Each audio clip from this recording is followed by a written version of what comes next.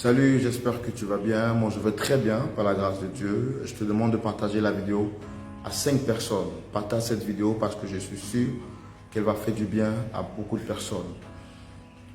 J'étais récemment avec un frère, un ami, à qui j'étais allé rendre visite. Et quand on revenait, en fait, quand je rentrais chez moi, je passe donc la commande de mon Yango en Côte d'Ivoire.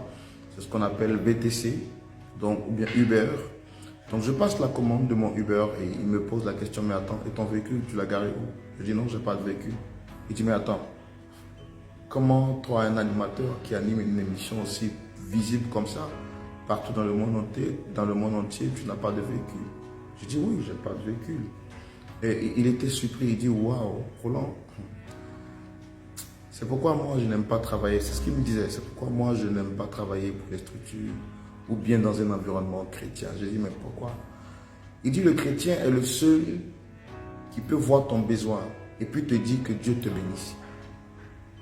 Le chrétien, c'est le seul qui peut te voir ton besoin et puis Dieu dit que Dieu te bénisse. Que ce que tu es en train de faire là, si tu étais dans un autre environnement, un environnement où tu n'étais pas dans un environnement chrétien, quelqu'un va se lever comme ça pour venir t'offrir une voiture. Si c'était un païen, un frère qui n'est pas chrétien, il va se lever pour venir t'offrir. Que la plupart des animateurs que tu vois sur les grandes chaînes, ils ne vivent même pas de leur salaire parce que leur salaire n'est pas consistant. Mais ils vivent des offres, des dons qu'on leur fait, des opportunités qu'on leur donne. Que moi-même, tu vois là, je ne passe même pas là. Le travail que je fais là, c'est un monsieur qui s'est levé, qui est venu me faire un don simplement parce que je fais un travail au contact avec les hommes.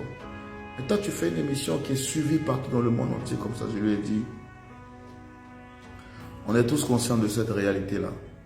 Mais on a décidé de servir Dieu avec notre talent et avec notre cœur.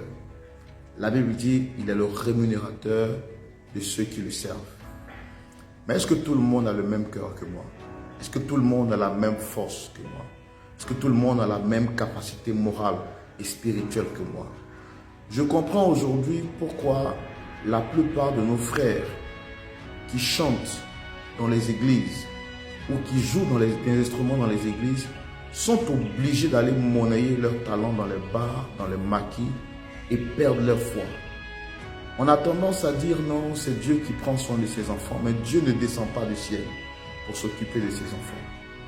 Frère, je vous dis une chose. J'ai pu voir dans des environnements des sœurs qui avaient besoin que ne serait-ce d'une petite aide pour faire un commerce. Et puis on lui dit que Dieu te fortifie, ma sœur. Que Dieu te bénisse, mon frère, pour tout ce travail que tu fais, que Dieu te bénisse. Mais à quoi ça sert de bénir une personne quand toi-même tu peux lui apporter une aide? À quoi ça sert de bénir une personne quand toi-même tu peux changer la vie de la personne? Et aujourd'hui, quand vous regardez par exemple dans le sillage ivoirien, la plupart des grands arrangeurs de son, la plupart des grands DJ, la plupart des grands faiseurs de coupés décalés sont soit fils de pasteurs ou ont soit grandi dans un environnement chrétien.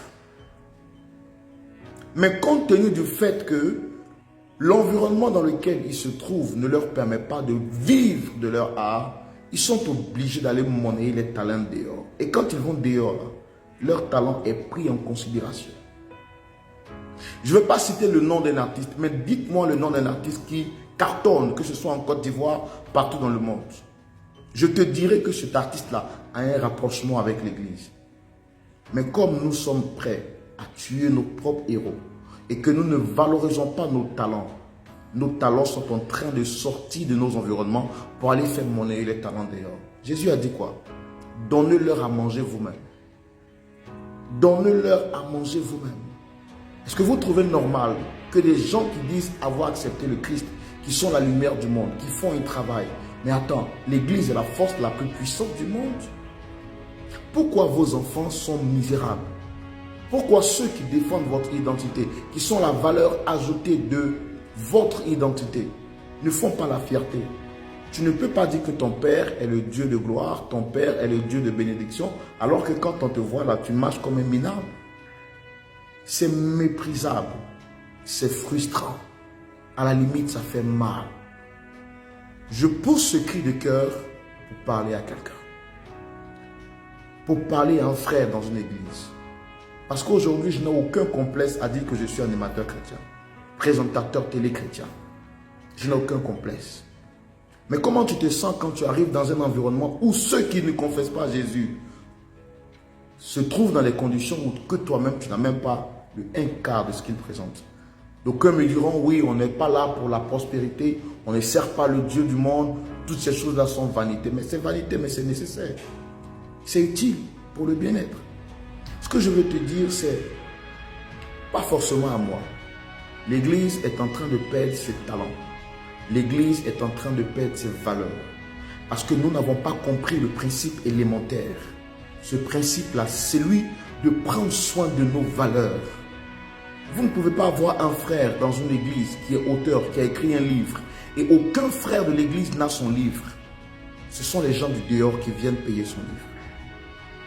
Vous ne pouvez pas avoir dans une église un frère qui fait un travail, qui est cordonnier, mais quand vous voulez faire vos chaussures là, vous préférez les apporter dehors, pour faire vos chaussures dehors. Et vous voulez que ce frère en Christ là, il prenne soin de lui comment? Demain, quand il va se lever pour commencer à aller travailler dans un bar, dans un market pour prendre soin de lui, vous allez lui dire, il a régné la foi. Mais vous étiez où quand ce frère avait besoin de vous, église?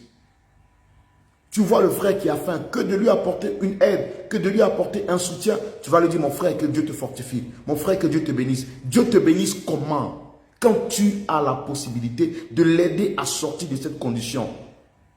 Comment est-ce que tu veux que Dieu change sa vie quand il a mis entre tes mains la possibilité de changer sa vie? C'est pourquoi aujourd'hui les hommes ne sont plus intéressés à venir à l'église. C'est vrai que l'église est l'endroit qui nous prépare au salut.